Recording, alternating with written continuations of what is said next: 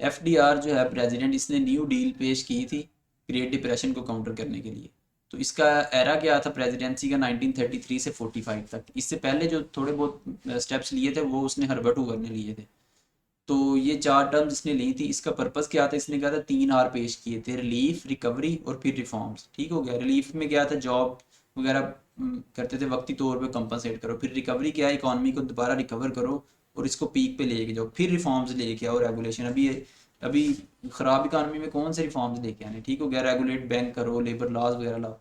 तो relief measures क्या थे, फेरा 1933 जो है ये गिव लोन्स टू बैंक्स और पीपल जो है इसने दिए 15 मिलियन लोगों को जो है वो इस तरह इसने कंपस एड दी। तो वर्क्स प्रोग्रेस एडमिनिस्ट्रेशन जो है इसने जॉब्स वगैरह दी 1935 के अंदर। सिविलियन कंजर्वेशन कॉर्प्स बनाया 1933 के अंदर, ये स्पेशली यूथ को टारगेट करता है जो अनएम्प्लॉयड यूथ है।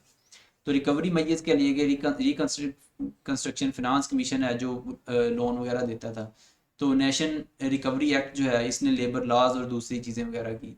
तो फार्म क्रेडिट एडमिनिस्ट्रेशन, ये फार्मर्स जो है उनको क्रेडिट देती होती थी कि आप ये पैसे लेके तो गंदम वगैरह उगाएं। तो फार्मर्स रिलीफ एक्ट 1933, ये उनको प्राइस भी अच्छी देते थे और फिर कंसेशन, चूंकि ओवर प्रोडक्शन उन्होंने शुरू कर दी थी तो ये उनको कंसेशन देते थे, अगर आप कम प्रोडक्शन करेंगे तो हम आपको कंसेशन देंगे। तो सॉयल कंजर्वेशन, सॉयल की फर्टिलिटी जो है इंक्रीज करने के लिए। तो ट्रीज इन्होंने लगाए, शेल्टर एरियाज जो हैं वो बेल्ट्स जो हैं वहाँ पे। तो डस्ट बाउल्स को काउंटर करने के लिए एमरजेंसी बैंकिंग एक्ट आया। जो 9,000 बैंक बंद हो गए थे उनको ओपन करने के लिए फिर इन्होंने एमरजेंसी बैंकिंग।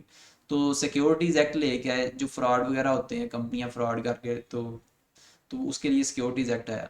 रिफॉर्म मेजर्स क्या थे, सोशल सिक्योरिटी एक्ट आया जिसके अंदर पेंशन और ये सारी चीज़ें जो अभी तक चल रहा है।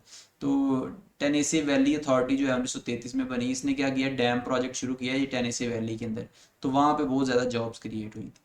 क्रिटिसिज्म इसके ऊपर क्या आता है, FDR के ऊपर, कि इसने बहुत ज़्यादा गवर्नमेंट की इंटरफेरेंस थी हर जगह। इसने अपना प्रेसिडेंट से कोई कांग्रेस वगैरह से नहीं अप्रूव करता था, अपना ही ऑर्डर जारी करता था। तो 35 बिलियन डॉलर जो है वो नेशनल डेट के अंदर ऐड हुए थे। तो वायोलेशन इसने कॉन्स्टिट्यूशन की कहते थे कि कई लॉज इसके वायोलेट करते थे कॉन्स्टिट्यूशन, फिर में सुप्रीम कोर्ट ने उनको अनकॉन्स्टिट्यूशन भी करार दिया था। तो वेस्टेड मनी ऑन रिलीव्स। तो जो अमीर तबका था वो कहता था ये पैसे ज़ाया कर रहा है।